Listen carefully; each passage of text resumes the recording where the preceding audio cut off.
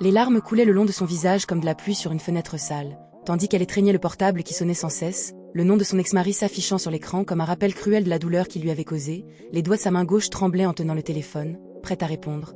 Mais les mots restaient coincés dans sa gorge, comme si la peur de l'entendre à nouveau allait la suffoquer. Les yeux fixés sur la porte de son appartement, elle se demandait si elle allait devoir affronter à nouveau la colère et la haine qu'il lui avait infligées. Les sons de la ville filtrés par les murs de son immeuble lui semblaient lointains, alors qu'elle se sentait engloutie dans une mer de tension, où chaque son, chaque mouvement, chaque pensée la ramenait à lui. Et elle se demandait comment elle allait pouvoir trouver la force de continuer. Le téléphone s'est arrêté de sonner. Mais le silence qui suivit fut encore plus assourdissant, comme si le monde entier retenait son souffle, attendant ce qui allait se passer ensuite. Alors qu'elle se levait pour aller se verser un verre d'eau, ses jambes lui semblaient lourdes, comme si elles étaient ancrées dans le sol, et son cœur battait à tout rompre, comme si elle allait avoir une crise cardiaque.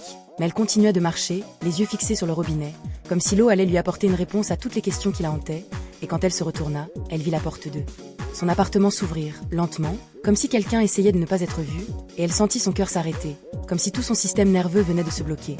Et elle se demanda si elle allait devoir affronter à nouveau la peur et la douleur, alors qu'une silhouette se découpait dans l'encadrement de la porte, et elle sut que sa vie allait basculer dans un choc et révélation brutale, qui allait tout changer. Et elle se prépara à recevoir le coup de grâce, mais ce qu'elle vit là laissa sans voix. C'était son ex-mari, mais il n'était pas seul, il y avait une femme à ses côtés, une femme qu'elle connaissait, une femme qui devait être la raison de tout cela. Elle sentit une vague de tension monter en elle, comme si elle allait exploser, mais elle resta calme, les yeux fixés sur les deux personnes qui se trouvaient devant elle, et elle attendit, les bras croisés, comme si elle défiait le destin, et le téléphone se remit à sonner, comme si le monde entier voulait lui dire quelque chose, mais elle ne répondit pas, les yeux toujours fixés sur les deux personnes, qui semblaient attendre quelque chose. Et elle sut que c'était le début de la fin, ou peut-être le début de quelque chose de nouveau, et elle se demanda ce que l'avenir lui réservait. Mais pour l'instant, elle était coincée dans ce moment où tout semblait s'arrêter, comme si le temps lui-même s'était bloqué. Et elle resta là, à attendre, à regarder, à écouter et à sentir les émotions qui la submergeaient, comme une douce pluie printanière, qui la rendait vulnérable. Et elle sut qu'elle devait se ressaisir, pour affronter ce qui allait suivre.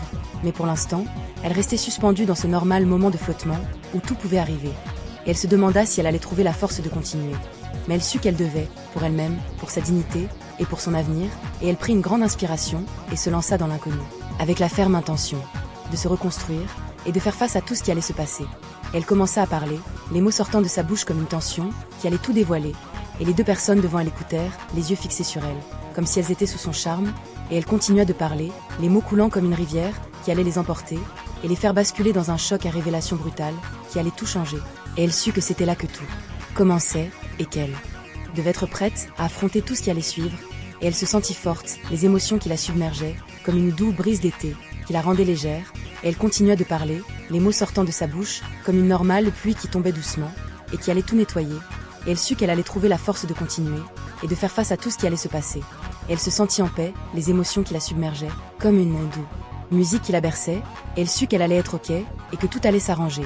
Et elle sourit, les yeux fixés sur les deux personnes devant elle, et elle sut qu'elle avait trouvé la force de continuer, et de faire face à tout ce qui allait se passer. Alors s'abonner pour suivre l'histoire.